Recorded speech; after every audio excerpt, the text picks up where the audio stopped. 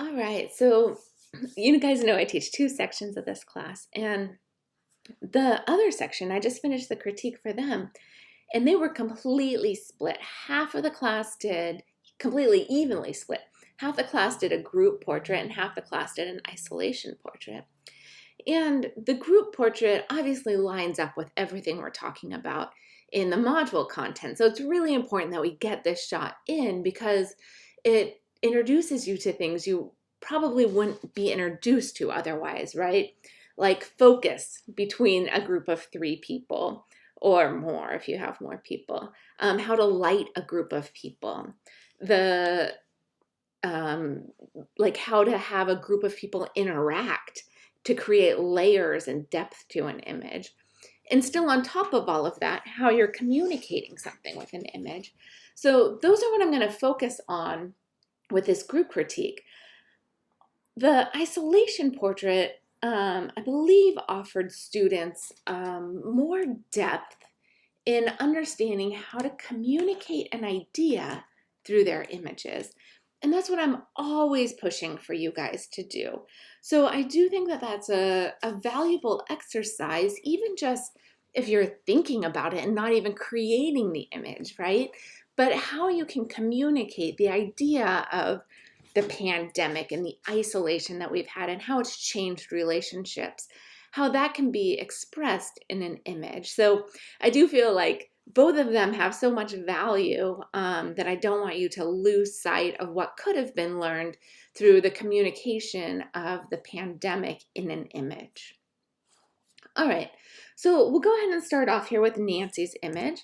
And like I said, the first thing I want to talk about is focus.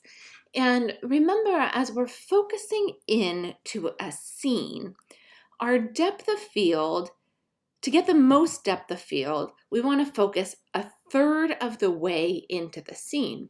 So if you have three subjects set up like this, it makes it quite easy, right, to have the most depth of field because you would just focus maybe a little bit in front of your sister here since she's leaning back a little bit closer to her partner and a little bit further away from her daughter.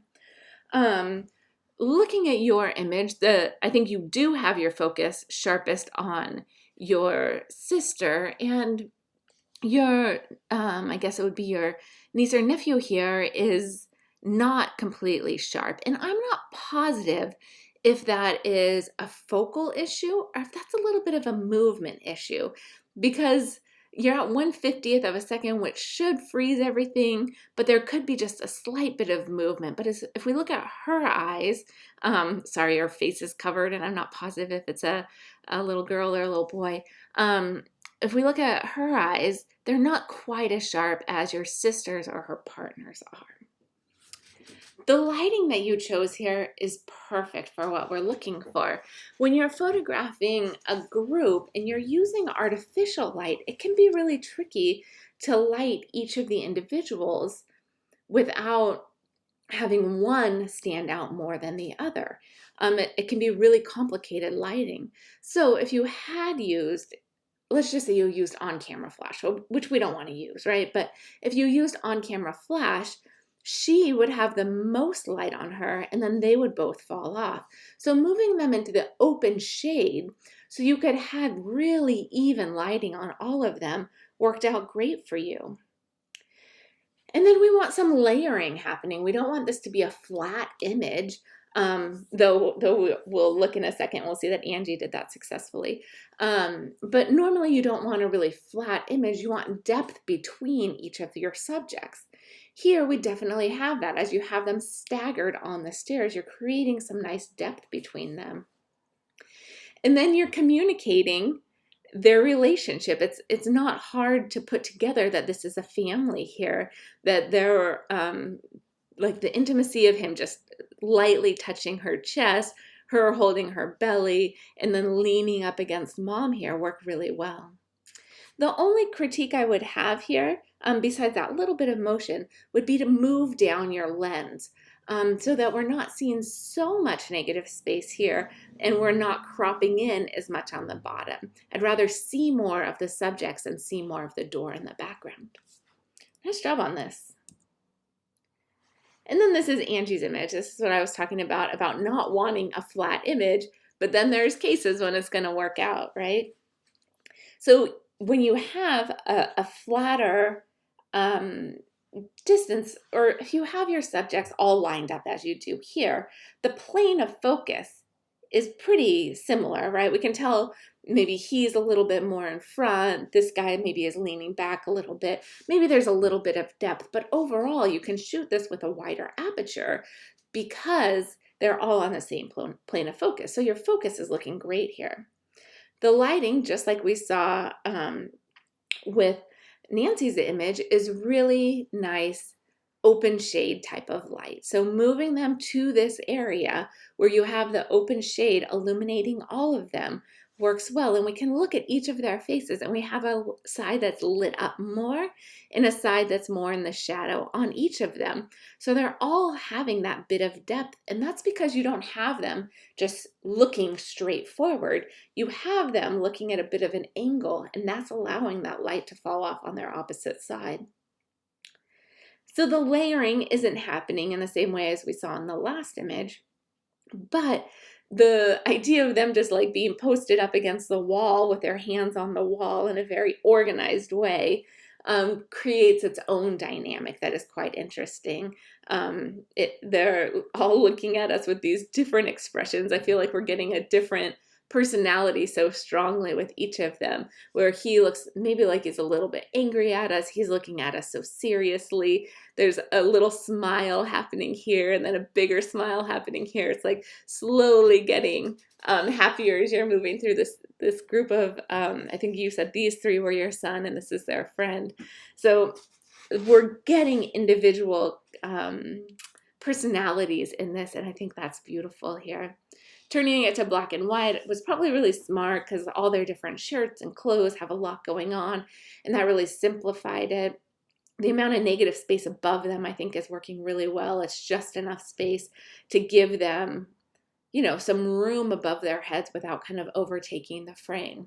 So nice job with this. Like I said, I feel like it's like for a boy band album cover. And then you said one of your kids is interested in music and recording right now. So this just falls in line with that idea.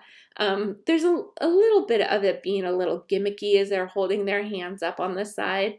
But because they're smiling, especially the guys at the end, it makes it feel like they're buying into that side of it being a little bit gimmicky, and that makes it more acceptable. So hopefully that makes sense, that it is a little bit on that cliche side, but their acceptance of it and their playing into it makes it work better. All right, and then this is the last that I'll do for this little one. And this is by Angelina. You're at ISO 179 millimeters, f4.5 at 1/50th of a second. And this is another great example of having the subjects kind of flat, but still creating layering within the image. So you have your subjects all on the same plane of focus. So just like we had here, 4.5 keeps everyone in sharp focus. Even though you're using a longer lens here, and that depth of field is even shallower with that longer lens, because they're all lined up, you're getting that plane of focus on the same level. But the idea of layering isn't so much done with the subjects here, but it's done with the environment. So this doesn't feel like a flat image, like they're just lined up and it's a boring flat image. It feels as though they're moving forward and we have the depth of the street in front of them and all those power lines in front of them. And we can imagine that they're just walking up to the top of the hill to ride back down and to do this over and over again. So I think the layering is happening with the environment more so than with the subjects. Your focus is nice and sharp. The lighting is this overcast day, so it's very even lighting on all of your subjects. And what you're communicating is these three individuals, and that's what's really important here. When we have a group photo, right, is that we're seeing each person as an individual, which is going to be extra hard to do if you're having their back, they're facing away from us and we're just seeing their back, right? But by seeing their different clothing, their different shoes, the different style of skateboard that they have. Like these two are kind of similar, and this is a really short little board. Someone's wearing a Patriots jersey, someone's wearing a really playful shirt. We're starting to get their personalities even as they're walking away from us. So I think you did a great job of communicating who these three individuals are as they're moving away from us.